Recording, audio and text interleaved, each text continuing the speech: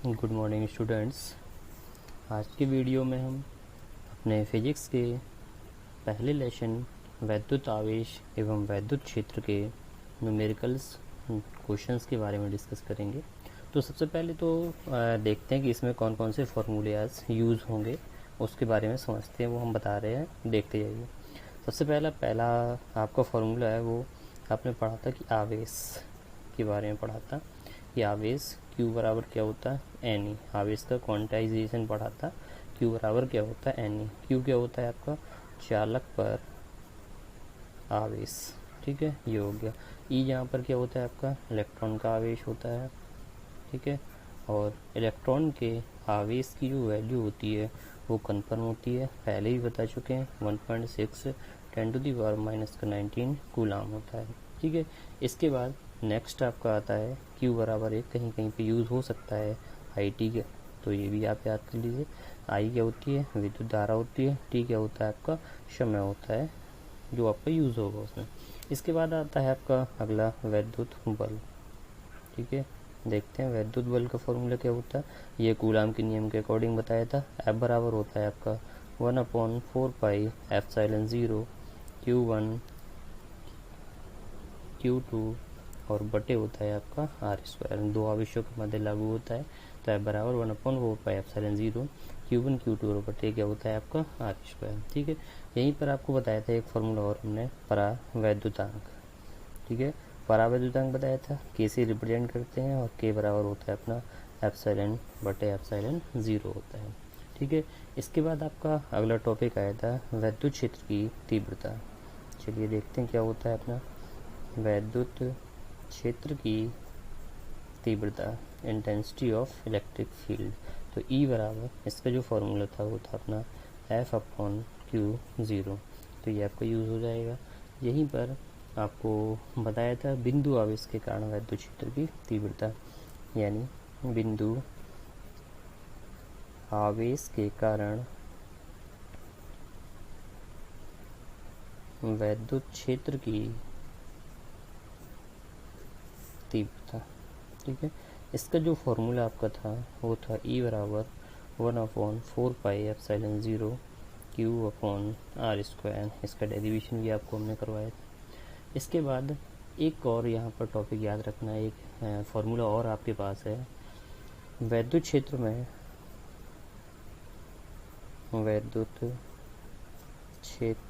में आवेशित कण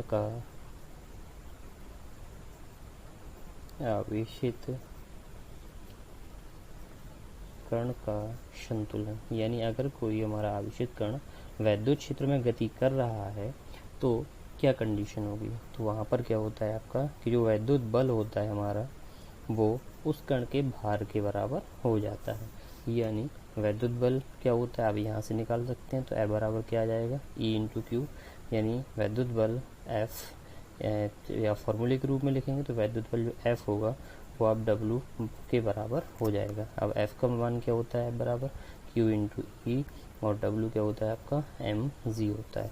यानी कोई भी आवेशित कण अगर हमारा वैद्युत क्षेत्र में गति कर रहा है तो संतुलन की स्थिति में फॉर्मूला क्या हो जाएगा, QE बराबर mg हो जाएगा। इसके बाद बताया था आपको वैद्युत द्विध्रुव बताया था, वैद्युत द्विध्रुव आघूर्ण। ठीक है, अब क्या था वैद्युत द्विध्रुव आघूर्ण, ये P से व्यक्त करते थे, और P बराबर था आपका Q/12। इसके बाद बताया था वैद्युत क्षेत्र के कारण, वैद्युत द्विध्रुव के कारण अक्षीय स्थिति में वैद्युत क्षेत्र की तीव्रता। शॉर्ट में लिखे दे रहे हैं, अक्षीय स्थिति में तीव्रता। तो ये आपकी निकल के आई थी E बराबर 1/4πε0 2P, और बटे कितना था आपका RQ। ठीक है, यहीं पर हमने आपको निकाला था निरक्षीय स्थिति में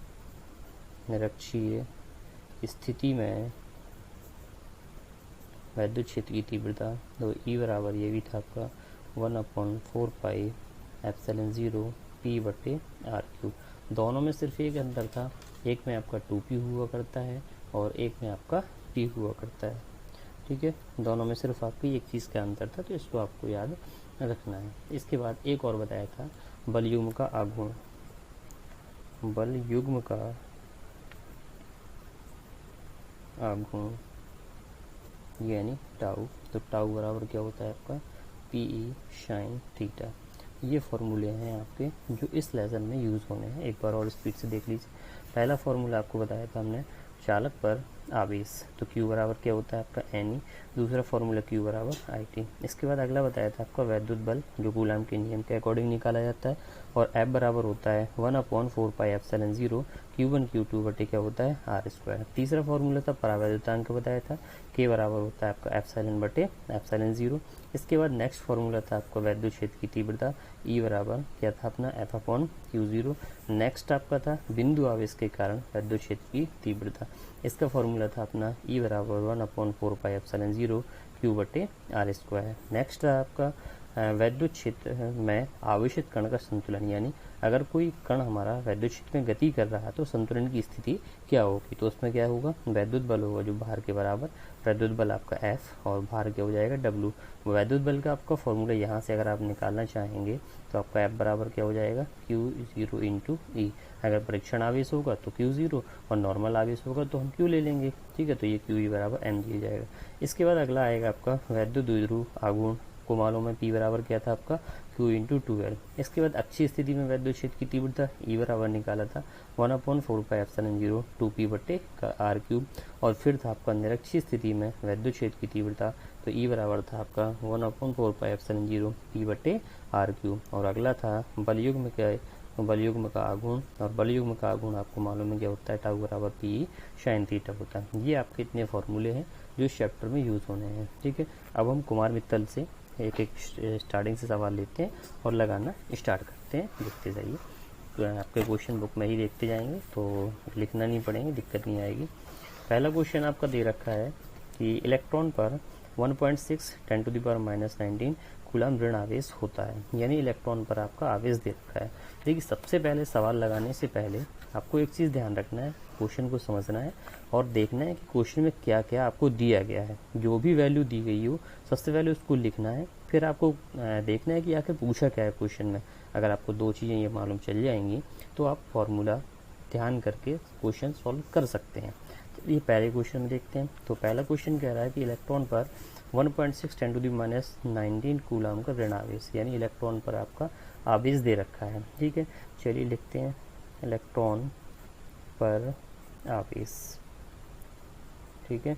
यानी सबको मालूम भाई इलेक्ट्रॉन पर आवेश क्या होता है E, और इसकी वैल्यू माइनस का दे रखा है 1.6 10⁻⁻19 कूलम, ठीक है, लिख दिया। अब वो कह रहा है कि अल्फा कण पर कितना आवेश होगा आपको निकालना है, ठीक है। अल्फा कण पर आवेश आपको क्या करना है, निकालना है, यानी Q बराबर आपको निकालना है। चलिए देखते हैं। आपको फॉर्मूला मालूम है Q बराबर हमने बताया था आपका क्या होता है Ne होता है। अब उसके पहले आपको ये मालूम होना चाहिए कि जो अल्फा कण होता है उसमें कितने प्रोटॉन होते हैं आपके और कितने न्यूट्रॉन होते हैं। तो भाई सीधे समझ लीजिए जो अल्फा कण होता है वो आपका हीलियम परमाणु का नाभिक होता है, यानी 2He4 का नाभिक होता है। यानी अगर हम आपसे कहेंगे कितने प्रोटॉन होते हैं तो इसमें प्रोटॉन हो जाएंगे आपके 2, और न्यूट्रॉन भी आपके कितने हो जाएंगे, आपके 2 हो जाएंगे, ठीक है। न्यूट्रॉन भी आपके 2 हो जाएंगे इसमें, ठीक है। यानी P भी पता चल गया, N भी। अब जब आपको प्रोटॉन पता चल गए तो अब ये आपको मालूम ही होता है कि जो प्रोटॉन की संख्या होती है वो किसके बराबर होती है, आपके इलेक्ट्रॉन की संख्या के बराबर होती है। यानी कि इलेक्ट्रॉन की संख्या आपको मालूम चल गई है, ठीक है। इलेक्ट्रॉन की संख्या यानी N बराबर आपको मालूम चल गया कितना है, 2 है।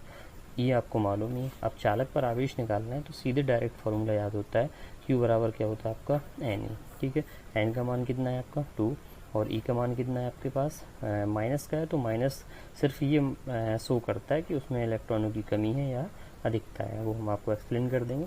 इसका मल्टीप्लाई करवाएंगे तो आएगा माइनस का 3.2 10⁻⁻19 कूलम। ये आ जाएगा आपका अल्फा कण पर आवेश आपका निकल के आ जाएगा, ठीक है।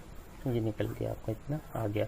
अब अगर कहीं ये क्वेश्चन पूछता होता आपसे कि इस पर क्या है, इलेक्ट्रॉन की अधिकता होगी या कमी होगी, तो आपको बताया था कि जहाँ आपका ऋण आवेश होता है, ठीक है, वहाँ आपकी अधिकता होती है, और जहाँ आपका धनावेश होता है वहाँ पर इलेक्ट्रॉन की क्या हो जाती है, कमी हो जाती है। चलिए नेक्स्ट क्वेश्चन पे चलते हैं। दूसरा क्वेश्चन कह रहा है कि एक चालक पर 1 कूलम ऋण आवेश है, ठीक है। अब चालक पर आवेश दे रखा है कितना, 1 कूलम। भाई जब भी आपको चालक पर आवेश दे दे, ठीक है, क्या कह रहा है, चालक पर आवेश दे रखा है, ठीक है। अब चालक पर जब भी आवेश देते वो कहलाएगा Q, और Q बराबर दे रखा है आपको 1 कूलम, वो भी ऋण आवेश कह रहा, तो आपने माइनस का लगा दिया। फिर वो कह रहा है इस पर सामान्य अवस्था में कितने इलेक्ट्रॉन अधिक हैं, यानी आपसे वो क्या पूछ रहा है, इलेक्ट्रॉन की संख्या पूछ रहा है। और इलेक्ट्रॉनों की संख्या क्या होती है आपकी n का मान आपको निकालना है। भाई सीधा सीधा है, आप फॉर्मूला फ़ौरन लगाइए, Q बराबर क्या होता है आपका n, ठीक है। Q का मान कितना है आपका 1 कूलम है, तो वही 1 लिख दिया हमने। इलेक्ट्रॉन की संख्या निकाल ली है, और इलेक्ट्रॉन का बार जो चार्ज होता है 1.6 गुणा 10⁻⁹, इसका नीचे डिवाइडेशन, तो n बराबर हो जाएगा 1/1.6, 10⁻⁻, कितना हो जाएगा आपका -19 हो जाएगा, ठीक है। आप इसका भाग कर दीजिए, भाग करके आप अपना वैल्यू फाइंड कर सकते हैं, आपकी वैल्यू निकल के आ जाएगी, ठीक है। जो भी आ रही होगी आप अपना निकाल दीजिएगा। अब इसके बाद नेक्स्ट क्वेश्चन देखिए, थर्ड क्वेश्चन कह रहा है एक चालक पर इतने कूलम का धन आवेश है, ठीक है भाई। चालक पर आवेश दे रखा है 2.4 गुणा 10⁻⁸, ठीक है। चलिए भाई क्या कह रहा है कि चालक पर आवेश दे रखा है, ठीक है। चालक पर आवेश यानी Q बराबर है आपके पास 2.4 10⁻⁻, माइनस का कितना है आपका 18 कूलम, ये दे रखा है, ठीक है। अब इसके बाद कह रहा है, और वो भी कह रहा है कि धन आवेश है, तो चलिए हमने यहाँ पर प्लस लगा दिया, धन आवेश कह रहा, तो ये फिर वो आपसे कह रहा है इस चालक पर कितने इलेक्ट्रॉनों की अधिकता या कमी है। तो सबसे पहले तो कितने इलेक्ट्रॉनों की, मतलब क्या निकालना है आपको, इलेक्ट्रॉन की संख्या निकालनी है। इलेक्ट्रॉनों की संख्या क्या होती है आपकी n, चलिए तो लगाते हैं।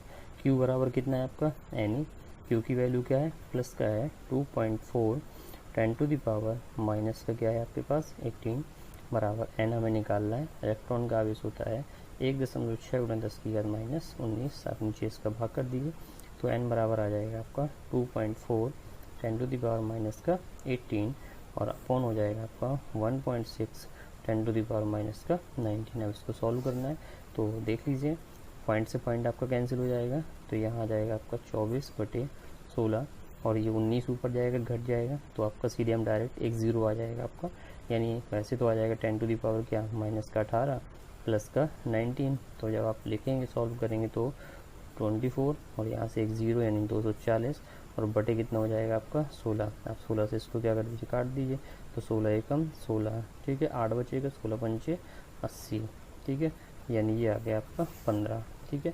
अब 15 आ गया आपका। अब वो ये कह रहा था कि इलेक्ट्रॉनों की क्या है, कमी है कि अधिकता है, तो भाई हमने आपको बताया था कि अगर हमारा चालक पर आवेश प्लस होगा तो इलेक्ट्रॉनों की क्या होगी, हमारी कमी होगी, यानी यहाँ पर ये आ गया कि जो 15 इलेक्ट्रॉनों की क्या है आपके पास कमी है, ठीक है। चलिए नेक्स्ट क्वेश्चन की तरफ देखते हैं। अगला क्वेश्चन चौथा दे रखा है कि किसी वस्तु पर इतने कूलम का धनावेशित करने के लिए कितने इलेक्ट्रॉन निकाले जाएं। तो भाई सीधा है, वस्तु पर आवेश यानी ये Q का मान हो गया आपका, ठीक है। इसके बाद वो आपसे कह रहा है कितने इलेक्ट्रॉन निकाले जाएं, ठीक है, यानी आपको इलेक्ट्रॉनों की संख्या आपको इसमें क्या करनी है, निकालना है, तो आप आराम से इसको सॉल्व कर सकते हैं, निकाल सकते हैं, ठीक है। अगला क्वेश्चन दे रखा है आपका पाँचवा, देख लीजिए, कह रहा 7 और 14 पर, ठीक है, ये इस टाइप्स के क्वेश्चन भी काफ़ी आते हैं। दे रखा है आपको 7 और 14, ठीक है, यानी आपको नाइट्रोजन पर नाइट्रोजन दे रखा है 7 और 14, ठीक है, ये दे रखा है आपको। तो अब देखिए इसमें सबसे पहले तो इसमें आपको पता करना पड़ेगा कि कितने इलेक्ट्रॉन हैं। तो भाई अगर प्रोटॉन पूछेंगे हम आपसे तो 7 हो जाएंगे, और जितने प्रोटॉन होते हैं उतनी क्या होते हैं इसमें इलेक्ट्रॉन होते हैं भाई, ठीक है। जब आपको पता चलेगी यानी n का मान पता चलेगा कितना है आपका 7 है, ठीक है। जैसे ही आपको n का मान मालूम चला वैसे ही आप फ़ौरन क्या कर दीजिए, अप्लाई कर दीजिए Q बराबर n, Q हमें निकालना है, n का मान 7, इलेक्ट्रॉन पर आवेश 1.6 गुणा 10⁻⁻, क्या होता है 19, बस आप इसका गुणा कर दीजिए, तो 742 7 एकम 7 4 11, ठीक है, 11.2 गुणा 10⁻⁻19, एक अंक अच्छा हो तो किसका लीजिए, तो 1.12 10⁻⁻18 कूलम, ये आपको निकल के आ जाएगा, ठीक है। इतने कूलम का आवेश है किसके ऊपर, आपका नाइट्रोजन के ऊपर, ठीक है। कोई दिक्कत किसी को। चलिए आगे क्वेश्चन नंबर छठवां क्वेश्चन कह रहा है कि यदि किसी आवेशित चालक पर 1500 इलेक्ट्रॉनों की क्या है, अधिकता है, यानी 1500 इलेक्ट्रॉनों की क्या दे रखा है, अधिकता दे रखा है आपको, ठीक है। यानी आपको ये किसकी वैल्यू हो गई, n बराबर हो गया आपका 1500 इलेक्ट्रॉन, ठीक है। और क्या है, अधिकता है भाई, तो हमने लिख दिया अधिकता। चलिए अब आगे कह रहा है कि तो उस चालक पर उपस्थित आवेश की प्रकृति, यानी आपको क्या निकालना है, चालक पर आवेश निकालना है। तो चालक पर आवेश निकालना है तो आपको मालूम होना चाहिए, आपको क्या याद करना है, Q का मान आपको फाइंड करना है। और क्या कह रहा है, वो प्रकृति भी निकालिए भाई। चलिए, प्रकृति तो आप यहीं से बता सकते हैं कि जब इलेक्ट्रॉनों की अधिकता है भाई, और अधिकता जिसके पास होती है उसके पास आवेश कैसा होता है आपका, ऋण आवेश होता है। यानी प्रकृति तो आपने बता दी कि कैसा है आपका चालक, हमारा कैसा है, ऋण आवेशित है। चलिए, अब Q निकालना है तो Q बराबर क्या लगा दीजिए आप, N का मान आपको दे रखा है 1500, इलेक्ट्रॉन का आवेश 1.6 गुणे 10⁻⁻19। तो ये हमारा Q बराबर आप गुणा करके निकाल सकते हैं। चलिए आगे चलते हैं। अगला क्वेश्चन फिर सेम है। यदि कह रहा है आपसे कि एक चालक पर 500 इलेक्ट्रॉनों की क्या है, कमी, यानी ये किसकी वैल्यू हो गई आपकी, N का मान हो गया। इस पर आवेश की मात्रा और प्रकृति, सेम क्वेश्चन है आपका। अब 8वां अगला क्वेश्चन देख लीजिए। 8वां क्वेश्चन आपका चेंज है। कह रहा है कि यदि शुद्ध जल का परावैद्युतांक दे रखा है भाई, ठीक है, शुद्ध जल का परावैद्युतांक। चलिए, परावैद्युतांक, अब आपको याद होना चाहिए कि परावैद्युतांक को हम किससे रिप्रेजेंट करते हैं, तो K से रिप्रेजेंट करते हैं। और K का मान कितना दे रखा था आपका, 81 दे रखा था, तो हमने 81 लिख दिया। इसके बाद वो आपसे कह रहा है कि तो इसकी निरपेक्ष की वैद्युशीलता कितनी होगी, क्या निकालना है आपको, निरपेक्ष की वैद्युशीलता। ठीक है, अब निरपेक्ष की वैद्युशीलता यानी एप्सिलॉन का वैल्यू आपको फाइंड करनी है।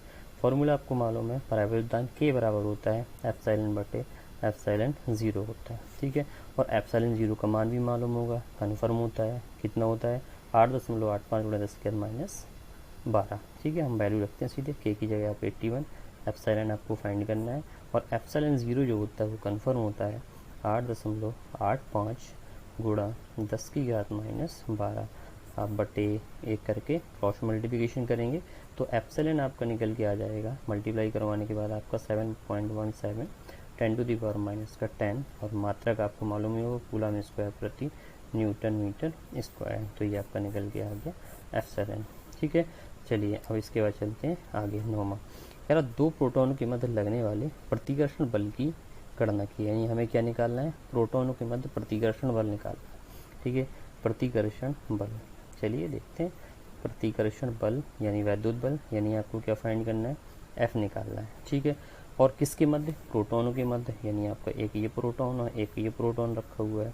चलिए, दोनों प्रोटॉनों के बीच की दूरी भी आपको दे रखी है, क्या है, 4 गुणा 10⁻15 मीटर ये दे रखी है। ठीक है, अब तो क्वेश्चन सिंपल हो गया भाई, ये आपका किसकी वैल्यू हो गई, R का मान हो गया ये आपका। ठीक है, दो प्रोटॉन है, सबसे पहले काम होगा कि प्रोटॉन पर आवेश निकालना कितना होता है। ठीक है, प्रोटॉन पर आवेश फाइंड करते हैं सबसे पहले। तो भाई प्रोटॉन पर जब आवेश निकालना है, ठीक है, तो आपको मालूम ही है इलेक्ट्रॉन के आवेश के बराबर होता है। ठीक है, और दोनों Q1 Q2 दोनों बराबर हैं, और इस पर कितना होता है, 1.6 गुणा 10⁻⁻ का कितना होता है आपका 19 कूलम। ठीक है, जो प्रोटॉन पर आवेश होता है, एक बार फिर देख लीजिए, अगर दिखाई नहीं दे रहा हो तो हम बोल रहे हैं 1.6 10⁻⁻19 कूलम। ठीक है, दोनों प्रोटॉन है तो दोनों पर सेम आवेश हो जाएगा। अब दोनों पर क्या निकालना है आपको, ठीक है, वैद्युत बल निकालना है। ठीक है, भाई वैद्युत बल निकालना है दोनों पर, तो आप फॉर्मूला लगा दीजिए वैद्युत बल का, बराबर कूलम का नियम बताया था, 1/4 एप्सिलॉन 0 Q1 Q2 बटे R²। 1/4 एप्सिलॉन 0 का मान होता है 9 गुणे 10⁻9। Q1 आपको मालूम ही है 1.6 10⁻⁻19। ठीक है, और दूसरा भी सेम है, तो 1.6 10⁻⁻19 रख दिया, और बटे बीच की दूरी R आपको दे रखी है क्या, 4 × 10⁻⁻15 ये दे रखी है। बस आपको उठा के सॉल्व करके और इसकी वैल्यू फाइंड कर देंगे। इसका जो आपका आंसर आएगा 14.4 न्यूटन आएगा। सॉल्व आप लोग कर लीजिए, जहाँ कहीं अगर कैलकुलेशन में दिक्कत आएगी तो आप पूछ सकते हो। ठीक है, चलिए एक दो क्वेश्चन और कुछ देख लेते हैं, इसके बाद आज का ख़त्म करते हैं। चलिए अगला क्वेश्चन दे रखा है, ये थोड़ा क्वेश्चन आपका हटके है, इसको ध्यान से देखिएगा। 10वां क्वेश्चन, ठीक है, 10वां क्वेश्चन कह रहा है कि 92 यूरेनियम 238 परमाणु अल्फा कण उत्सर्जित करता है। फिर देख लीजिए, अभी आया नहीं होगा। एक 92 यूरेनियम 238 परमाणु एक अल्फा कण क्या करता है, उत्सर्जित करता है। ठीक है, और फिर उसके बाद आपको दे रखा है कि यदि किसी क्षण अल्फा कण विघटित परमाणु के केंद्र से इतने मीटर की दूरी पर हो। चलिए एक चीज़ तो मालूम चल गई है हमें कि जो दूरी दे रखी है, ठीक है, दूरी की वैल्यू जो है वो कितनी है आपके पास, 9 × 10⁻15 मीटर। चलिए इतना लिख दिया। अब चलिए क्वेश्चन देखते हैं। कह रहा 92 यूरेनियम 238 से क्या निकल रहा है आपका, एक अल्फा कण से निकल रहा है। तो हमने एक अल्फा कण निकाल दिया। आपने पढ़ा होगा कि जब किसी रेडियो एक्टिव नाभिक से एक अल्फा कण निकलता है तो उसके परमाणु क्रमांक में कितनी की कमी आ जाती है, 2 की कमी आ जाती है। तो यहाँ कितना हो जाएगा आपका, ये 90। ठीक है, और यूरेनियम आपका कितना आ जाएगा, ठीक है, यहाँ 2 की कमी हो जाती है। तो ठीक है, 90 यूरेनियम ये हो जाएगा आपका। अब इसके बाद अपना देख लीजिए, इसमें आगे आपको क्या करना है। ठीक है, इसमें भी शायद 4, इसमें 4 की कमी हो जाती है तो 234 बचता है ये। ठीक है, अब चलिए देखिए। अब देखो, इस पर अल्फा कण पहले निकला, यानी अल्फा कण का आवेश सबसे पहले मालूम होना चाहिए, तो वो Q1 कहलाएगा। Q1 यानी अल्फा कण का आवेश। Q1 क्या है यहाँ पर, अल्फा कण पर आवेश। और अल्फा कण पर जो आवेश होता है वो पहले ही क्वेश्चन में हमने निकाला था, कितना होता है, 3.2 × 10⁻19 कूलम। चलिए पहला मिल गया। अब निकालते हैं हम Q2 यानी दूसरे चालक पर आवेश। भाई दूसरा चालक क्या बना था अपना, 90 यूरेनियम 234 बना था। तो इस पर अगर हमें आवेश निकालना है तो हम Q बराबर क्या लगा देंगे, Ne। N का मान कितना है यहाँ पर, 90, तो रख दिया। इलेक्ट्रॉन का आवेश कितना है आपका, 1.6 × 10⁻19 ये आ गया। ये किसका मान हो गया आपका, Q2। निकालना क्या है आपको क्वेश्चन में, अल्फा कण पर कितना बल कार्यरत होगा, हमें निकालना है अल्फा कण पर बल निकालना है। तो चलिए देखते हैं अल्फा कण पर बल कैसे निकलेगा। भाई F बराबर क्या होता है, 1/4πε0। ठीक है, Q1 Q2 और बटे क्या होता है, R²। इसकी वैल्यू होती है 9 × 10⁹। Q1 आपको मिल चुका है 3.2 10⁻⁻19। Q2 आपको मिल चुका है 90 × 1.6 10⁻⁻19। और बीच की जो दूरी है वो भी आपको मिल चुकी है R। सबसे पहले लिखी थी 9 × 10⁻15। आपको केवल उठा के इसको कैलकुलेट करना है और कैलकुलेट करके आप इसका सॉल्यूशन फाइंड कर सकते हैं। तो आज आपको इतना 10 क्वेश्चन हो गए हैं। ये 10 क्वेश्चन आप अपने कंप्लीट कर लीजिएगा। इसके बाद आपको नेक्स्ट बताए जाएंगे।